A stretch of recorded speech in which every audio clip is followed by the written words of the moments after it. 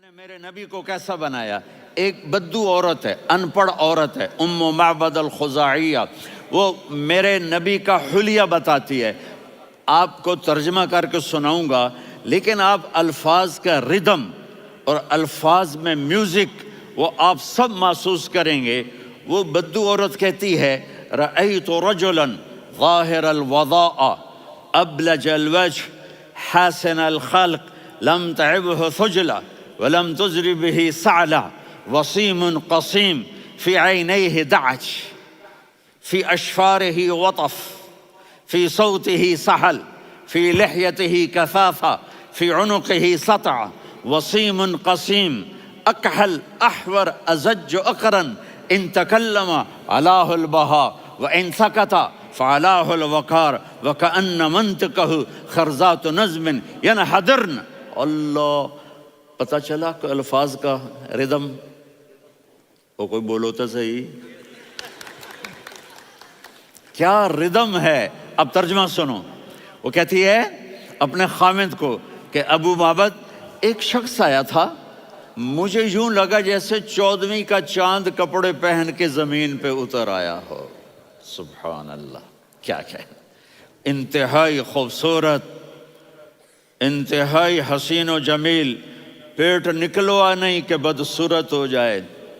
کہا اتنا خوبصورت تھا کہ سر سے پاؤں تک حسن اس کا غلام تھا، خوبصورتی اس کی باندھی تھی، اور میں جدھر سے دیکھتی تھی مجھے حسن ہی حسن نظر آتا تھا، اور جب میں اس کے چہرے پر دیکھتی تو میری آنکھ نہیں بھرتی تھی، میرا جی چاہتا تھا میں دیکھتی جاؤں دیکھتی جاؤں دیکھتی جاؤں، میرا دل نہیں بھرتا تھا۔ کون؟ وسیم۔ وسیم اسے کہتے ہیں جس کو دیکھنے سے دل نہ بھرے۔ قسیم، جدھر سے دیکھو حسن ہو، اسے کہتے ہیں قسیم، کہ اس کی آنکھیں بڑی موٹی، احور، ادعج، اشکل، انجل، ابرج، اہدب، یہ سب میرے نبی کی آنکھوں کی تعریف ہے۔ ان 5-6 الفاظ کا ایک مطلب ہے کہ اللہ نے کائنات میں ایسی حسین آنکھ کسی کی بنائی نہیں تھی۔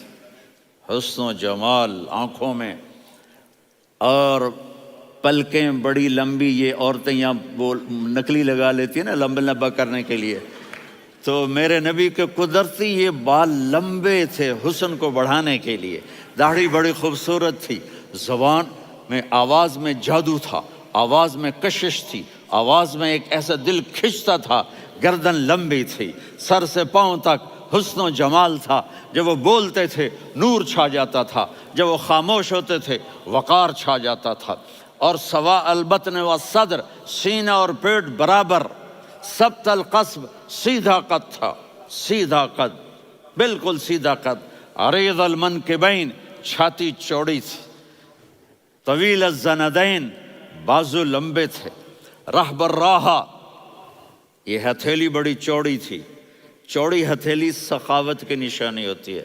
رحب مسیح القدمین، پاؤں اتنے نرم تھے لگتا تھا اس پر تیل لگا ہوا ہے، اور پانی اس سے یوں نیچے چلا جاتا تھا، اور یمشی تکفین، کندھے جھکا کے چلتے تھے۔ اللہ اکبر، یہاں 4 آدمی سلام کریں تو آدمی یوں ہو جاتا ہے، اور میرے نبی کو فرشتے سلام کر رہے ہیں اور آپ یوں چلتے تھے، ایسے ایسے چلتے تھے، تھوڑے سے کندھے جھکا کے چلتے تھے، ایسے آپ کبھی نہیں چلے۔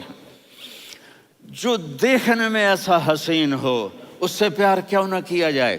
خاندان اونچا ہو تو آدمی اس کی قدر اور عظمت کرتا ہے۔ میرے نبی کا خاندان کیا ہے؟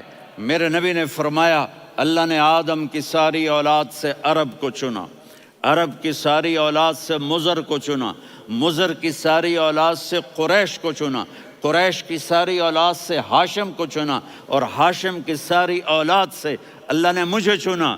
میں سب سے اعلیٰ خاندان کا ہوں، عالی نسب ہوں۔ میرے اللہ نے میرے 10 نام رکھے ہیں، میں محمد، میں احمد، میں ماہی، میں حاشر، میں عاقب، میں فاتح، میں ابو القاسم، میں طٰہٰ، میں یاسین۔ ان سے پوچھو، میں ایک مثال دیتا ہوں، محبت ہوتی ہے نا، چھوٹا بچہ گود کا، میرا چاند، میرا دلارا، یہ اس کا بچہ بٹن جتنا، یہ نبیل کا اتنا سا ہے، تو اس کو کبھی یوں اٹھاتا ہے، کبھی یوں اٹھاتا ہے، کبھی یوں اٹھاتا ہے، کبھی یوں اس کو لوریاں دیتا ہے، میرا چاند، کالا ٹٹ میرا چاند، میرا چاند، میرا چاند۔ تو میرے رب کو اپنے حبیب سے محبت ہے، تو صرف محمد نہیں کہتا، چونکہ محمد کہنے سے محبت کا فلو نکلتا نہیں، تو اللہ نے اپنی محبت کے فلو کو نکالا، میرا محمد، میرا احمد، میرا ماہی، میرا حاشر، میرا عاقب، میرا فاتح، میرا قاسم، میرا ابو القاسم، میرا طٰہٰ، میرا یاسین، یہ اللہ نے اپنے حبیب کے نام۔ اور پھر قرآن میں جاؤ، شاہد، مبشر، نذیر، داعی الی اللہ، سراج منیر، رؤوف، رحیم، عزیز، حریص، مزمل، مدثر، یہ اللہ نے پورے قرآن میں سارے نبیوں کا نام لیا، یا عیسیٰ، یا موسیٰ، یا یحییٰ، یا ابراہیم، یا نوح، نام لے کر پکارا، لیکن اپنے حبیب کو ایک دفعہ بھی یا محمد نہیں کہا، بلکہ لقب سے پکارا، یا ایھا النبی، یا ایھا الرسول، یا ایھا المزمل، یا ایھا المدثر۔ میرے رب نے اپنے حبیب کو ساری نسلوں میں سب سے اعلی نسل بنایا۔ اگر اپنے نبی